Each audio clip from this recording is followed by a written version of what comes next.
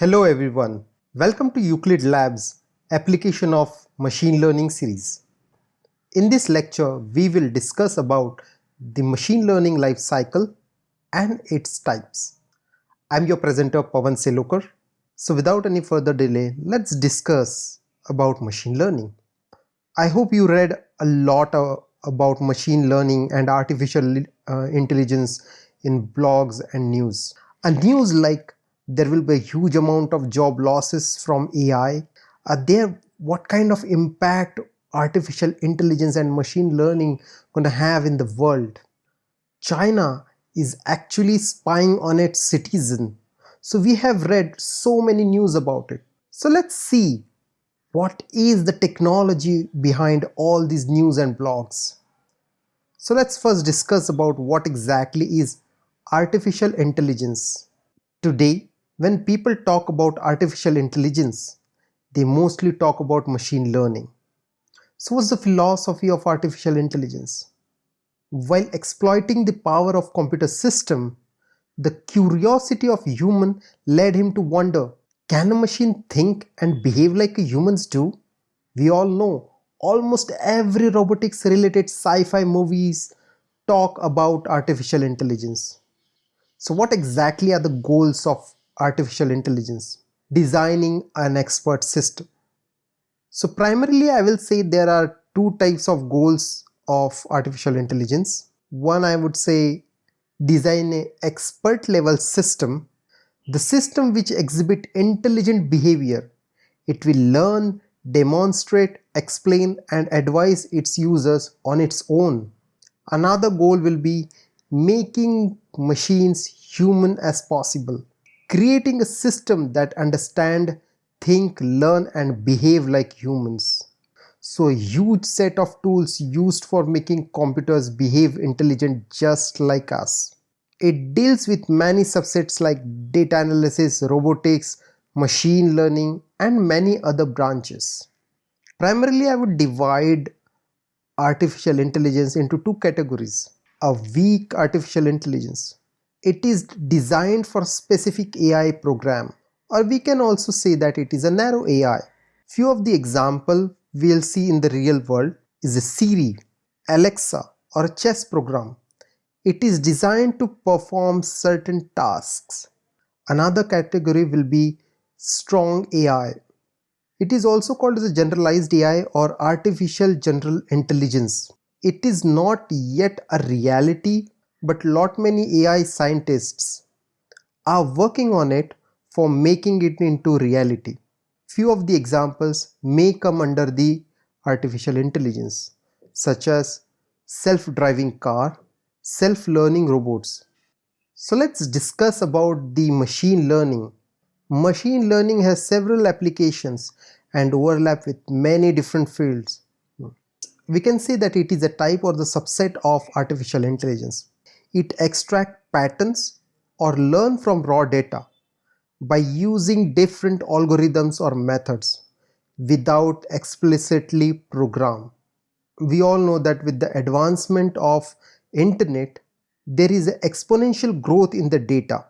All this data may be in the unstructured or a structured format, making it highly difficult to make sense of it through the conventional programming.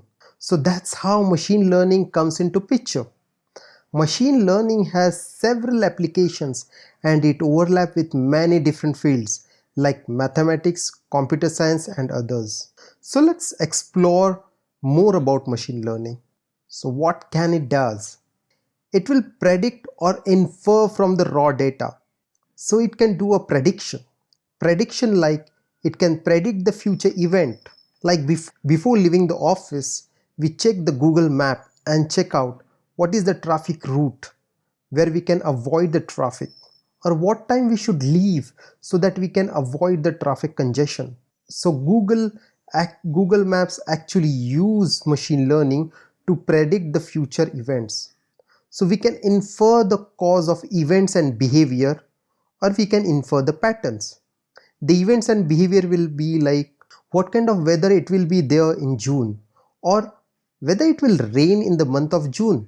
To infer this event or the behavior, We take the past experience based on the time of the year, humidity, wind, direction, atmospheric pressure, etc.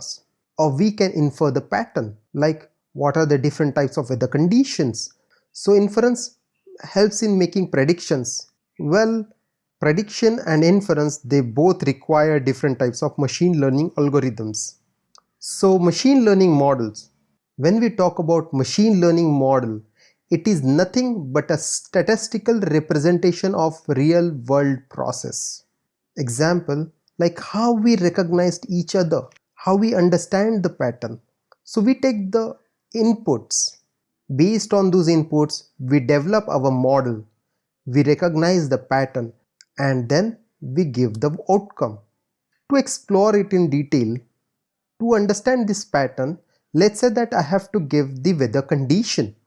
For that, the inputs will be the input date. Let's say that I just gave 1st of June 2021. I want to predict what will be the weather condition in 1st of June 2021. And I said the location will be Kochi, Kerala. So I already developed the model based on the past experience, and the result I may get in the form of monsoon will arrive, the temperature conditions, the precipitations, humidity, wind speed and directions. Another example will be if I give certain tags and I build the model based on the tags, it gives me the result. The video will be viral or not. So far I hope you understand what exactly is the machine learning and what are the models. So let's jump to the next topic, machine learning workflow.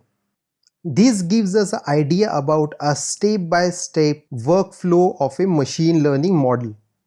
Whenever we work on the machine learning problem, the most important thing in machine learning is identifying the problem itself. One must understand what is the problem, because if you don't understand a problem, no matter how good is your model, you end up getting a wrong solution. The next question one should have is, why does the problem need to be solved? If you ask yourself, you get the background of the problem. Once you understand the background of the whole problem, you will know what to solve. Once you identify the problem, the next thing comes into the picture is gathering the data. This data will be a raw data. It may be a structured data, or it may be semi-structured, or it will be unstructured altogether. You will never know what kind of data you will get.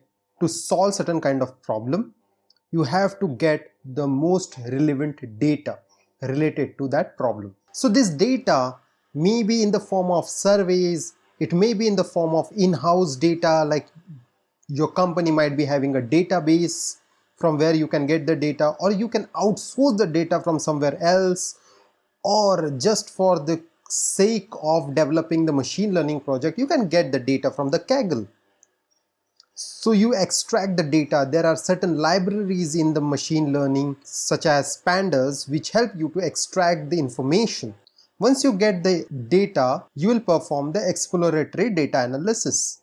Under exploratory data analysis, or also called as data analysis, the first thing you will do is identify the features you have to develop to identify the target. We'll discuss about what are features and targets later on.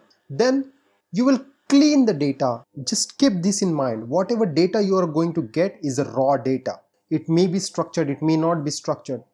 You have to clean the data. There might be the chances that you will end up getting a text. Machine learning algorithm is not going to understand a text, so you have to convert into the numerical. There might be the chances that the data will be missing, or you will find any anomalous values caused by the error in the data entry or measurement. So that can be n number of problems you will have within the data. Once you clean the data, you identify all the features, you work on the pre-processing of it and training the data. In pre-processing, you can do many things like normalizing the data, which means bring all the data in the same value level, like scaling the values such that all the values will be in between 0 to 1. Converting the text into the numerical values. As I said, machine learning will not understand the textual data. the string values. So we have to convert into the numerical data. Applying the formatting rules to the data, reduce data redundancies. So we'll perform all these functions. Once that is done, we'll split the data. Once we have a whole data ready, we'll divide it into two parts, a test data and a train data. Normally we divide into 80-20 ratio. It can be anything. It will be 70-30. So 70% of your data will be the training data set and the 30% will be your testing data set. Once you split the data, we'll build our model based on the training data. So we fit the model with training data sets using appropriate algorithms. Once our model is trained, we test the data using the testing data sets. We evaluate the whole testing data set. So that's all about regular machine learning workflow. Let's see what happens at the evaluation part of it. If the performance is acceptable, then the machine learning model is ready. But what if it is not acceptable? We have to tune the model and retrain it. So there are many different tuning techniques we have to perform so that we can build a very good acceptable model. So that's the thing. If we evaluate, we check if the performance is good or not. There are different criteria to check the performance, and if it is not, we'll tune our model. If it is, then our model is ready.